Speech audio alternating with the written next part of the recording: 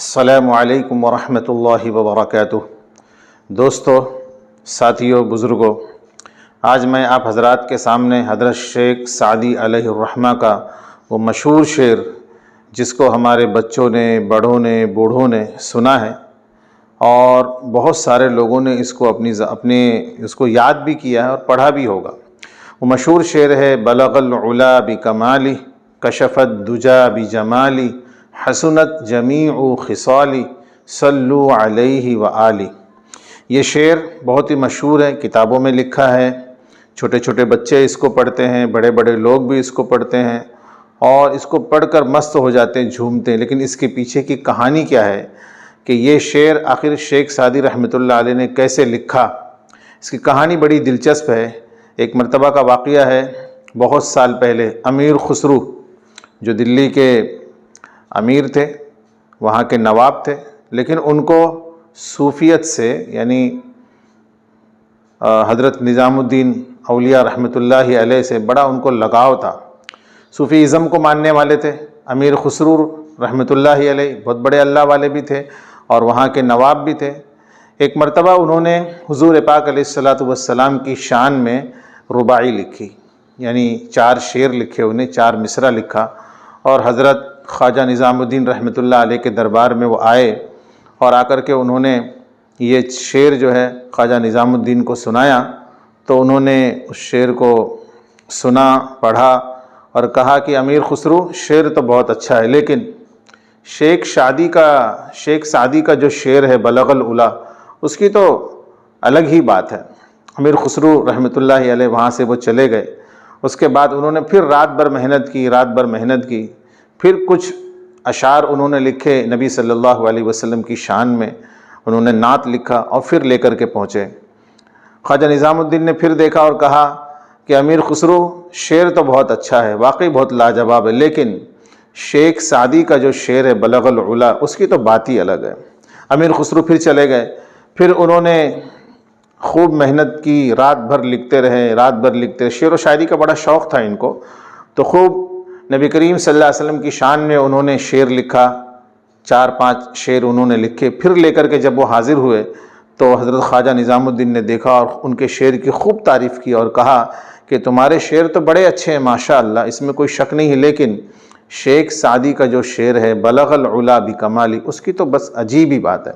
امیر خسرو نے کہا کہ حضرت، شعر تو میں بھی لکھتا ہوں، شعر انہوں نے بھی لکھا، لیکن آخر ایسی کیا بات ہے کہ آپ ان کے شعر کو، شیخ سعدی کے شعر کو بڑا ہی اچھا اور باکمال کہتے ہیں؟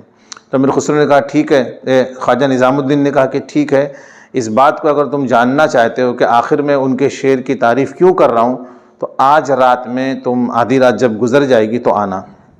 امیر خسرو آدھی رات گزر جانے کے بعد خواجہ نظام الدین رحمۃ اللہ علیہ کے دربار میں، ان کے مکان میں وہ پہنچتے ہیں، اور جب وہ دیکھتے ہیں، جب وہ اندر داخل ہوتے تو دیکھتے ہیں کہ حضرت نظام الدین رحمۃ اللہ علیہ وہ ذکر و اذکار میں مشغول ہیں۔ جب وہ وہاں پہنچتے ہیں تو تھوڑی دیر کے بعد حضرت خواجہ نظام الدین جب ان کو دیکھتے ہیں تو کہتے ہیں کہ خسرو میرے قریب آؤ۔ جب وہ قریب آتے ہیں تو حضرت امیر خسرو پر حضرت خواجہ نظام الدین رحمۃ اللہ علیہ توجہ ڈالتے ہیں۔ اس کے تھوڑی دیر کے بعد کہتے ہیں کہ دیکھو، جب وہ دونوں دیکھتے ہیں تو ان کو ایسا محسوس ہوتا ہے، ایسا لگتا ہے کہ نبی کریم صلی اللہ علیہ وسلم کا دربار لگا ہوا ہے اور حضرات صحابہ کرام جناب رسول اللہ صلی اللہ علیہ وسلم کے ارد گرد موجود ہیں، اور وہاں پر حضرت شیخ سعدی علیہ الرحمہ بھی بیٹھے ہوئے ہیں۔ حضور پاک علیہ الصلاۃ والسلام حضرت شیخ سعدی سے فرماتے ہیں کہ سعدی، اپنا شعر پڑھو۔ وہ پڑھتے ہیں: بلغ العلا بکمالی، کشف الدجا بجمالی، حسنت جمیع خصالی، صلو علیہ وآلہ۔ وہ پڑھتے ہیں، اس کے بعد پھر حضور صلی اللہ علیہ وسلم فرماتے ہیں کہ شادی ایک بار اور پڑھو۔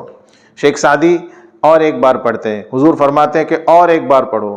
شیخ سعدی اور پڑھتے ہیں، حضور صلی اللہ علیہ وسلم بار بار فرماتے جا رہے ہیں اور شیخ سعدی بار بار اس کو پڑھتے جا رہے ہیں۔ اتنے میں امیر خسرو کہتے ہیں کہ واقعی یہ شعر جو ہے اس کا کوئی مقابلہ نہیں کر سکتا، واقعی یہ لاجواب اور باکمال شعر ہے، اس سے بہترین شعر جناب رسول اللہ صلی اللہ علیہ وسلم کی شان میں کبھی نہیں کہا گیا۔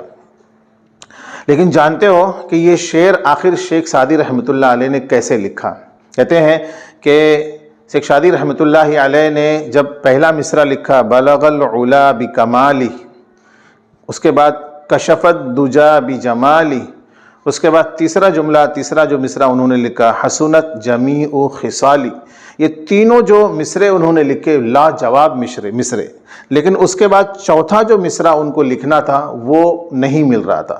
بہت کوشش کی کہ کوئی مناسب مصرع ان کے ساتھ میں لگ جائے، لیکن یہ تینوں مصرے اتنے لاجواب تھے کہ چوتھا مصرع ان کے جوڑ کا کوئی موضوع نہیں ہو رہا تھا، کوئی مل نہیں رہا تھا، تو بڑے پریشان ہوئے۔ 1 دن 2 دن گزر گئے، رات بھر سوتے تھے، لیکن کوئی محنت کرتے تھے، سوچتے رہتے تھے، لیکن کوئی چوتھا مصرع ان کو ملتا نہیں تھا۔ ایک رات ایسا ہوا کہ وہ یہی سوچتے رہے کہ چوتھا مصرع کیا ہو، چوتھا مصرع اس پہ کیا لگاؤں، سوچتے جو ہے ان کو نیند آ گئی اور وہ سو گئے، اور انہوں نے خواب میں نبی کریم صلی اللہ علیہ وسلم کی زیارت کی۔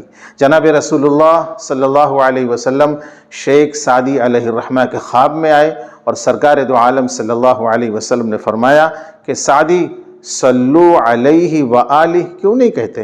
سعدی صلو علیہ وآلہ کیوں نہیں کہتے؟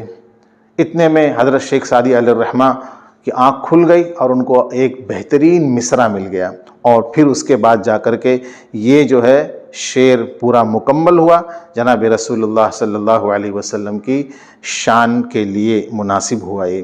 اچھا، اس کے بعد جو ہے یہ ہر خاص و عام اس کو دہرانے لگا۔ مولانا رومی رحمۃ اللہ علیہ فرماتے ہیں کہ میرے سارے اشعار ایک طرف، اور شیخ سعدی کا وہ 4 مصرع بلغ العلا بکمالی، کشفت دجا بجمالی، حسنت جمیع خصالی، وہ ایک طرف۔ میں چاہتا ہوں کہ سعدی میرے سارے اشعار لے لے اور مجھے صرف اپنا وہ 4 مصرع دے دے تو بھی میں گھاٹے میں نہیں رہوں گا۔ اتنا با کمال اور اتنا جو ہے وہ محبتوں سے بھرا ہوا شعر ہے جو کبھی بھی جناب رسول اللہ صلی اللہ علیہ وسلم کی شان میں کوئی آگے کہہ نہیں سکتا۔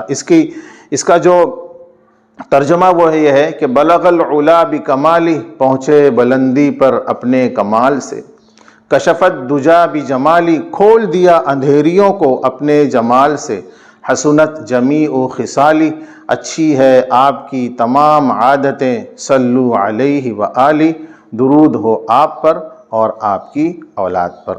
اگر یہ آپ کو ویڈیو پسند آیا ہے تو ضرور اس کو لائک کریں، اور نبی صلی اللہ علیہ وسلم کی محبت میں آپ اس کو ضرور شیئر کریں، کیونکہ یہ حضور پاک علیہ السلام کی محبت یہ مسلمان کے لیے لازمی ہے۔